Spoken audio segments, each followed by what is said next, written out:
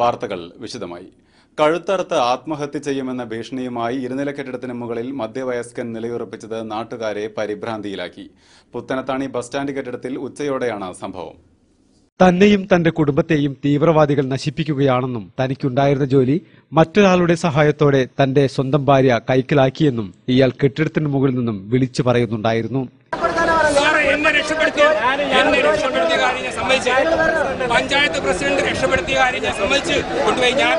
എനിക്ക് എന്റെ ഉപജീവനമാർഗം തിരിച്ചു കിട്ടിയ ലെറ്റർ എന്റെ ഭാര്യയെ കൊണ്ടുപോയവനെ ജയിലിലടക്കുക, എന്റെ സഹോദരിയെ കൊണ്ടുപോയ ജയിലിലടക്കുക. 63 ലക്ഷം തട്ടിയെടുത്തത്, 63 ലക്ഷം തട്ടിയെടുത്തത്, അതെല്ലാം നേടിത്തരി. അടുക്കരുത് അടുക്കരുതെന്ന് ഞാൻ പറയുകയാണ്. ഞാൻ കാല്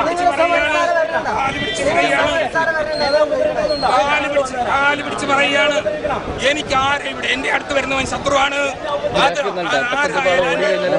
എന്റെ അടുത്ത് വരുന്നവൻ ശത്രുവാണ്. അവനെ കൊണ്ട് ഞാൻ ചാടും.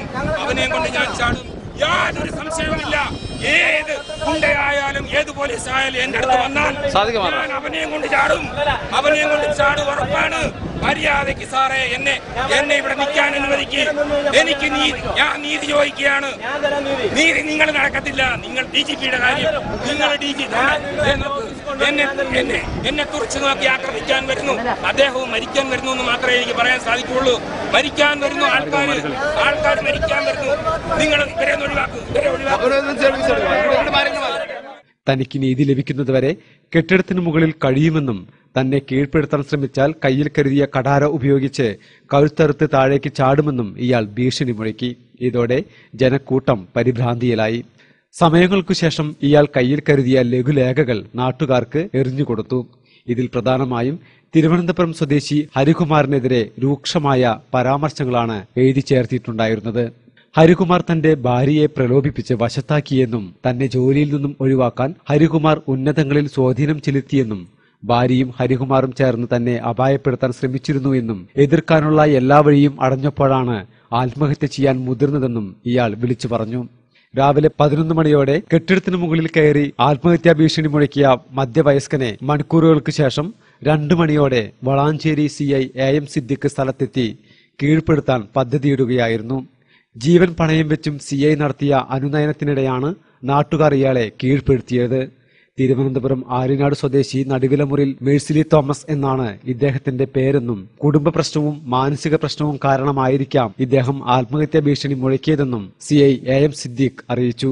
തിരൂർ ജില്ലാ ആശുപത്രിയിൽ വൈദ്യപരിശോധനയ്ക്ക് വിധേയനാക്കിയ മേഴ്സിലി തോമസിനെതിരെ ആത്മഹത്യാ ശ്രമത്തിന് കേസെടുത്തതായി SI A പ്രേംജിത്ത് അറിയിച്ചു. ഇയാളുടെ കുടുംബത്തെ വിവരം അറിയിച്ചതായും പോലീസ് പറഞ്ഞു. മണിക്കൂറുകൾക്ക് നീണ്ട ആശങ്കകൾക്കും അഭ്യൂഹങ്ങൾക്കും ഇതോടെ വിരാമമായി. News bureau, Tirur.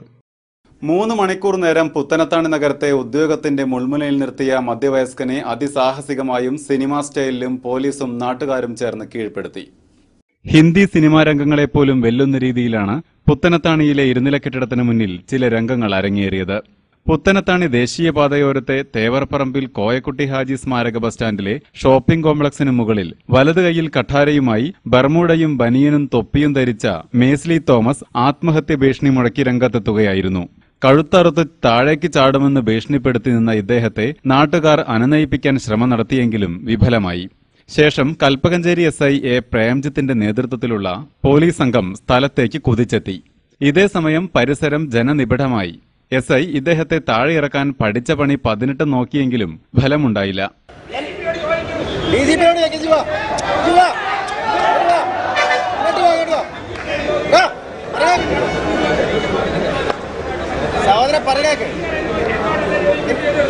പിന്നീട് ഭീഷണിയായി. ഒന്നിനും ഇയാൾ വഴങ്ങാതെ വന്നപ്പോൾ പോലീസും നാട്ടുകാരും ഒരുപോലെ വലഞ്ഞു. കേട്ടത് പാതി കേൾക്കാത്തത് പാതി കുതിച്ചെത്തിയ ഫയർഫോഴ്സും കെട്ടിടത്തിന് താഴെ വട്ടം കറങ്ങി.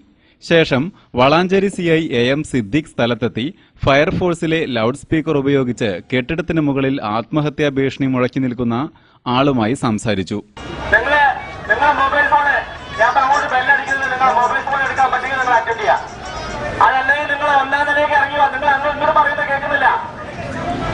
നിങ്ങൾ ഇങ്ങോട്ട് പറയുന്നത് ഞങ്ങൾക്ക് കേൾക്കുന്നില്ല. നിങ്ങൾ ഒന്നാം നിലയിലേക്ക് ഇറങ്ങുക. ഞങ്ങളുടെ ആരുടെയും അടുത്തൊന്നും വന്നില്ലല്ലോ ഇതുവരെ. നമുക്ക് നീതി ഉറപ്പാക്കാം. നിങ്ങൾ താഴേക്ക് വാ. എന്നാൽ ഇതിനും വഴങ്ങാതെ വന്നപ്പോൾ ഓപ്പറേഷനിലൂടെ കീഴടക്കാനാണ് സിഐ പദ്ധതിയിട്ടത്. ഇത് പൂർണ്ണമായും വിജയിച്ചുവെന്ന് തന്നെ പറയാം. സിഐയും സംഘവും ഇദ്ദേഹത്തിനടുത്തേക്ക് അടുക്കുംതോറും കഴുത്തറുത്ത് കെട്ടിടത്തിൽ നിന്ന് ചാടുമെന്നായി. എനിക്ക് നീതി ലഭിക്കണം സാറേ, എന്നെ രക്ഷിക്കണം. ഞാനും മെമ്പർ മാത്രം സാറേ മതി. ഞാൻ പറഞ്ഞു എന്നെ പിടിക്കരുത്, ഞാൻ പിടിക്കും. ഞാൻ നിങ്ങളെ കൊണ്ട് ആരും പിടിക്കരുത്, എന്നെ പിടിക്കരുത്, ആരും പിടിക്കരുത്.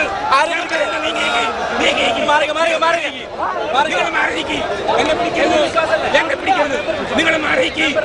ഇല്ല ആരും സാറ് പോയി എന്നെ ഞാൻ മറവ് പ്രവർത്തിക്കണം. എന്നെ പിടിക്കരുത്, എന്നെ പിടിക്കാൻ നോക്കരുത്.